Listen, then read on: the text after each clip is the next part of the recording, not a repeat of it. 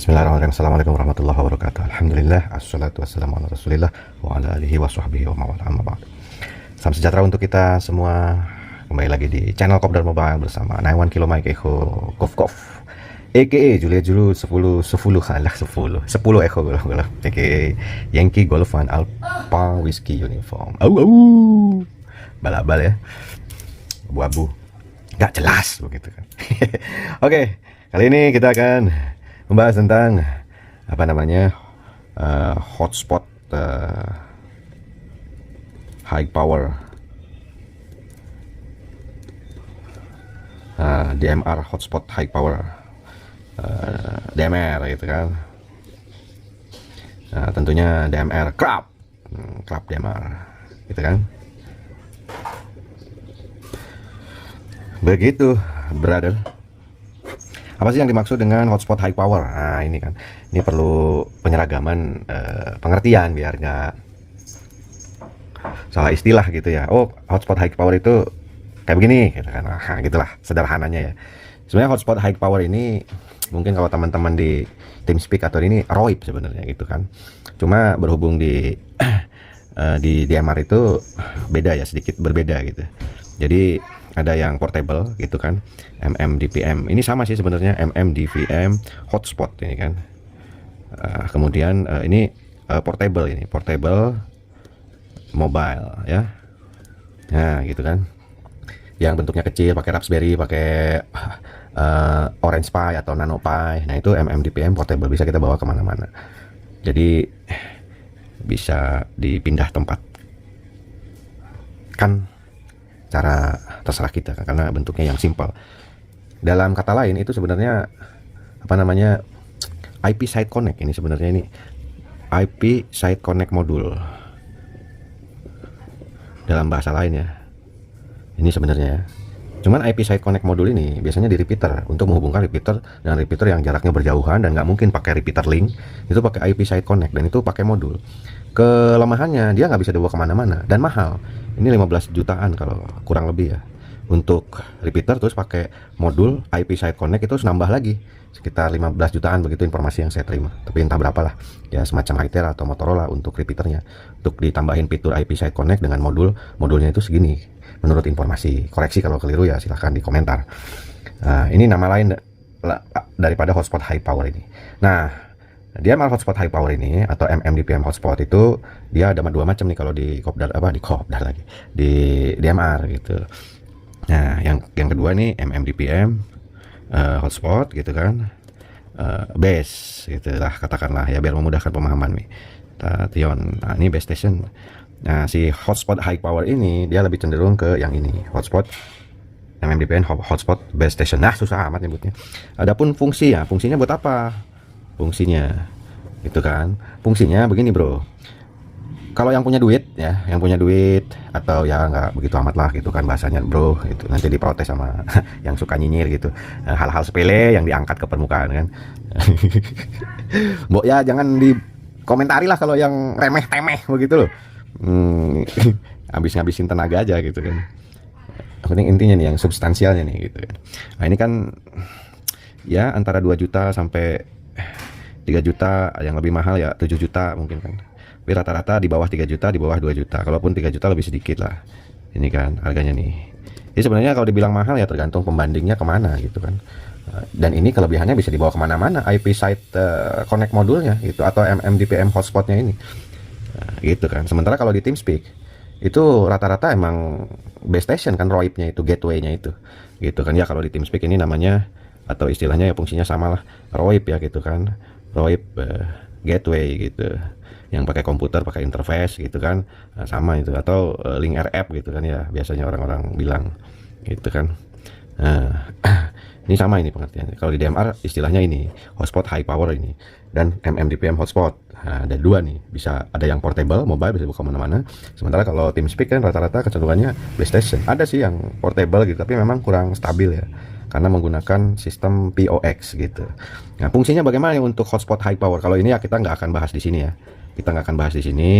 kalau yang MMDPM hotspot, dan rata-rata juga sudah paham dan mengerti apa itu MMDPM hotspot portable mobile itu. Nah kita bahas di sini adalah apa namanya MMDPM hotspot high power gitu kan. Nah, yang ini nih gitu. Fungsinya bagaimana bro?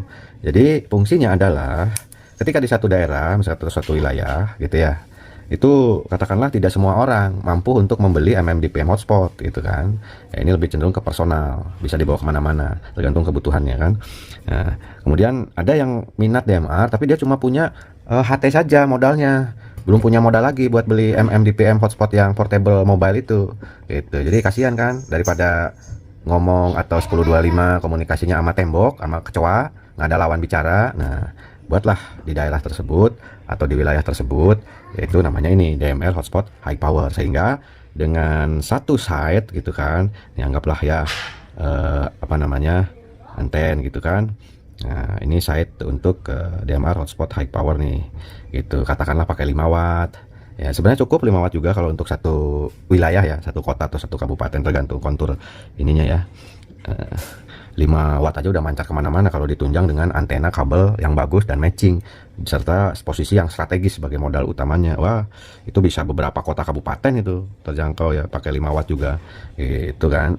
Nah, jadi ini ada jaringan wifi nya atau selulernya terkoneksi ke server begitu kan, itu kan koneksi ke server server Crab DMR,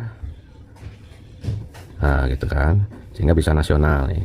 Jadi pengguna-pengguna user-user yang pakai HT gitu kan, ini nih user-user dia nggak punya MMDPM hotspot yang portable gitu kan. Nah, berhubung koperasinya masih penuh, belum bisa ngambil limit lagi.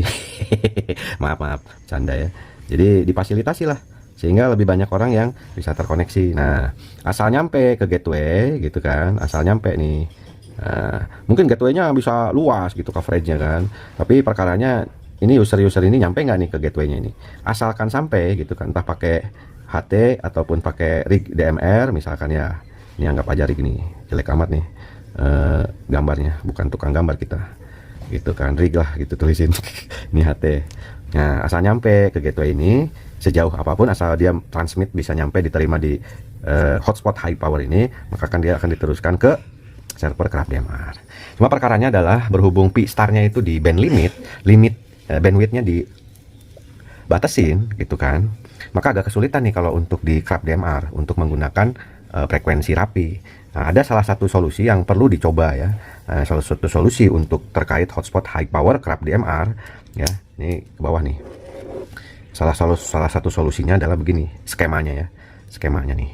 Jadi kita bikin repeater ya, repeater cross mode,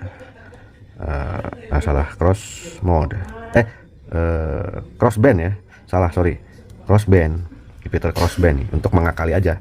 Jadi maksudnya begini, jadi repeater yang terdiri dari satu GM338 ya, ini UHF PHF ya, PHF dulu.